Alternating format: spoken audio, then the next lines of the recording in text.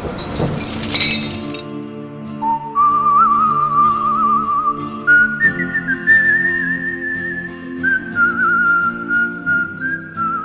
you the rigs, the trucks, the laboratories, and offices, this is the Oil and Gas Contractors Connect podcast with your host, Ryan Ray. Welcome to another edition of the Oil and Gas Contractors Connect podcast. I'm your host, Ryan Ray, and this is the show where you get to connect with oil and gas contractors from upstream, midstream, downstream, all parts of the industry. If you or your company would like to be on the show, the best way to do that is connect with me on LinkedIn. I'll put my link to my profile in the show notes. Also, this show is sponsored by R Squared Global. For more information, go to GOR2.com. That's GOR, the number 2.com. And today's show, we have on Brian Holland, who is the CEO with Air Mavrix, and that's Mavrix with an X. So, Brian, thank you for coming on. The name Air Mavrix, where does that come from? I got it from Top Gun. I'm a Top Gun fan. Top Gun. You know, that's a movie that I remember when I was growing up as a kid. I was born in 85. And so, you know, it seemed like that was the one where, you know, you as a boy, you liked parts of it, you liked the movie, but you were always kind of jealous of, because all the girls wanted to watch it because of the movie stars who were in it. Oh, like, yeah, the volleyball scene. The volleyball scene. So it was always a little frustrating from that standpoint. So, well, first off, thanks for joining us, and tell us about Air Mavrix. Who are you guys, and what do you do? Yeah, thanks for having me. I'm Brian Holland. I'm the CEO of Air Mavrix. We're an aerial infrared thermography and mapping service. We help the oil field and also construction, industrial side and commercial side of these industries to help see the unseen, basically. Okay, so when you say see the unseen, what is it that we're not seeing? We see hot spots, flow restrictions. You can see corrosion. Tank battery levels. There's really no limit to what it can't do. So, and you're doing this with drones, satellites, planes. What all equipment are you using, or station stuff? We have handheld units as well as industrial drones that we use that has some proprietary software that can help map the entire land area that we're looking at to basically look and see where the issues may be quicker, faster, and safer. Yeah, let's talk about the drones for a second. That's the thing in the industry that, we kind of try to dabble in the drones for a little bit, not with what you guys are doing, but from a different perspective. And we really got a lot of pushback. This has been a couple of years ago from what little stuff we were messing with.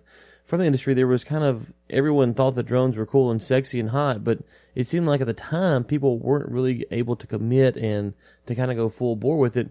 What's been your, how have you guys been successful in persuading the industry that, technology like this is really important and we need to use it? I'm actually glad you asked that. The most challenging hurdle that we really have, is educating potential clients about the new and powerful technology and how it can save time and money, because everybody in oil and gas, they're real reluctant to accepting something new. They've been doing it for 50 to 60, 70 plus years, like their grandfather did it. If it's not broke, don't fix it. But at the same time, You're always asking yourself, there's got to be an easier way. No, you're right about that. And so did you find that was it through when you're bringing in new technology, there's a couple ways you can do it. Is you can look and say, you know what, there's something bad's happened, a disaster, something's blown up or broken off or whatever the case may be. And so at that point, you can say, well, you know what, during this crisis, we have something that can fix this problem. Or you can go through it when there's nothing going on and show, hey, there's something that's coming. Hey, guys, you need to be ready for this. What's been y'all's approach to kind of bring awareness to the industry? We're trying to inform them that we use thermal pattern analysis. We can fly from a frequency of once a week, twice a week, or, once a month, however they see fit. And as the time goes by, you can actually see with thermal imaging, say a motor is overheating, and you look at it one week, but the very next week it's 6 degrees hotter, and then next week it's 12 degrees hotter, and then you also see that its optimal operational temp is well past. So it's time to shut that motor down before it blows up and causes, critical failure on your plant or your pipeline or your motors, compressors. Right. And so on the drones, one of the things that they have some strengths and some weaknesses. Kind of walk us through, where in your experience, drones are really useful and where, people might think they're useful for this, but we found that, this is just, too large of an area, or maybe a different type of asset is needed, a fixed wing over a copter. Okay. Yeah. What we do is actually, I can map the entire, say, you have a little tract of land here and you got 2 wells pumping, you got your treater tanks and everything.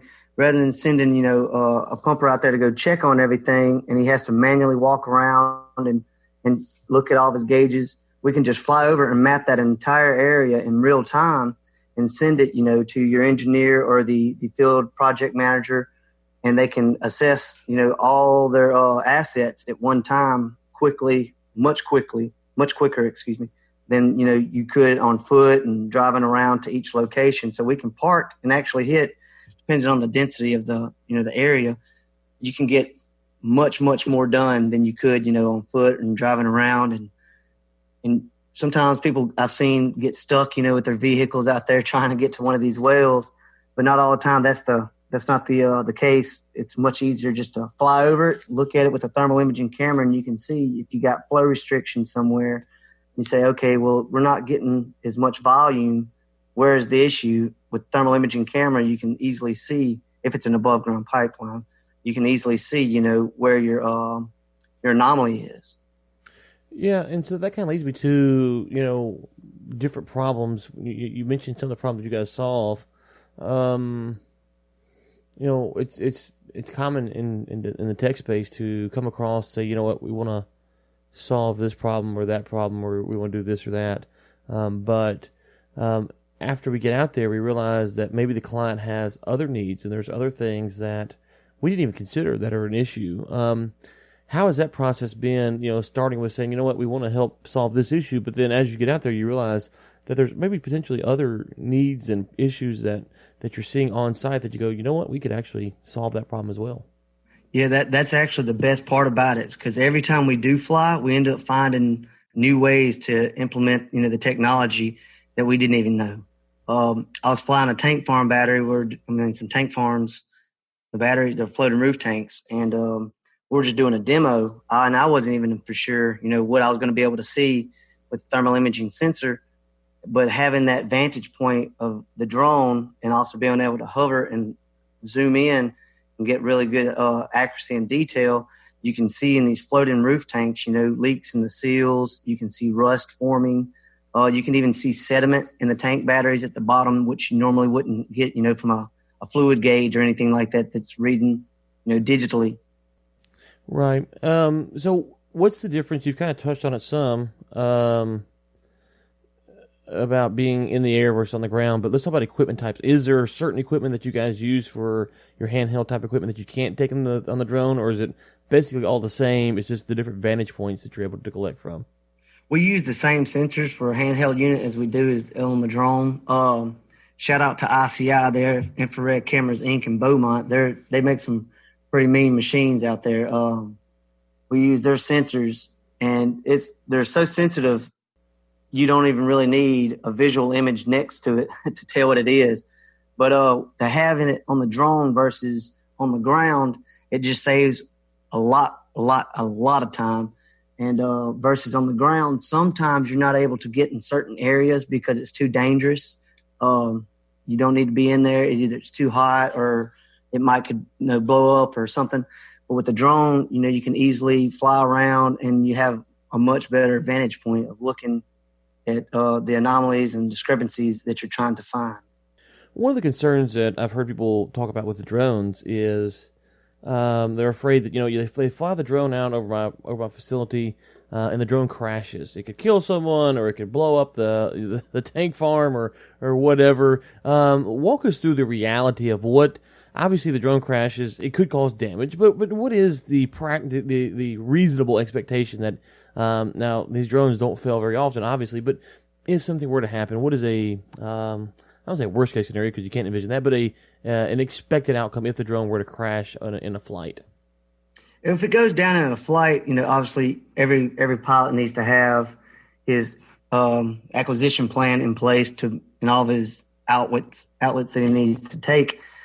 But whenever it does go down in that scenario, which luckily, knock on wood, has not happened yet, it wouldn't be too catastrophic because it is just carbon fiber mostly. So when it hits the ground, the props will just fold up, and you might just lose a sensor with a cracked lens, some damaged batteries. But other than it falling out of the sky, if one of these industrial drones was to land on someone, it would probably send you to the hospital. You'd have some extensive cuts. You would have a hospital bill for sure. With that being said, you would have to really tell everyone that's in the operation to be on the lookout. You don't really fly over anybody that's not aware of the drone in the sky. Right. When it does fall out of the sky, someone is watching it, and no one should be, in harm's way when it does come down. Right, and that's kind of what I'm getting at is that it's first off, I mean they're pretty small in size, so it's not like if you are aware that it's falling, you can't get out of its way. And listen, you can. Theoretically, anything can happen. So that's why I said let's still talk about worst case because you never know what could potentially happen. But with the drones, there are redundancies built in, and there are warning systems that warn you when the drone is disconnected or out of service or batteries getting low or all of these things, which probably a lot of the common folks who don't deal with drones. If you never dealt with a drone, you wouldn't realize that. And I'm no drone expert. I've just kind of flown a little small DJI around a little bit, and the Phantom 4 or whatever it was. Okay, anyway, yeah. It was a little small Phantom 4, and so even with that little guy, which is not commercial grade, if it gets out of range or starts to get out of range or the signal's bad, it starts to warn you. It has redundancies built in that if it does get out of range, it's mapped your location within a few meters, and it can come back to where that was. So it has those things, and even before the battery gets low, it has a at least on those, it has a setting that says, okay, when we get to 10% or 15% or 20%, whatever it was, battery, that it automatically comes and lands. It's just going to come and land no matter what. So walk us through maybe some other redundancies and safety things that are built into these drones that people might not, that if they're concerned, hey, I don't want to bring this up to my site because something could happen. But what are the other safety things that are built into drones that try to prevent accidents from happening? Yeah, they've actually just developed a new technology for these drones for that purpose. It's the drone parachute. So whenever something catastrophic like that does happen, you have critical failure, you lose GPS signal, or you have a battery that fails, it comes falling out of the sky. The parachute will deploy and it will lower it, slowly to the ground and safely. Hopefully, over land where you can get to it and not in the ocean or something. But you don't want that. But the parachutes are one thing that they started implementing the drones to do. And also what we add into the acquisition plan is whenever we do lose signal or have a prop goes out or a battery failure, we have it set to where it will just land immediately, just go straight down wherever it's at. And we'll try, and get to it and help it out with its landing. But other than that, there's really nothing else. You just have to make sure your acquisition plan and your safety mitigation is perfect. Right. And listen, if you use a drone and something worse happens than what we described here today, this is not, as they say on those shows, this is not legal advice or financial advice. No, it's just entertainment purposes only. But no, when like I said, that little DJI Phantom, I think I haven't used it by a year, but it was interesting, just playing around with that, and you kind of realized we took it out by an office space one time just to fly in the parking lot just to see.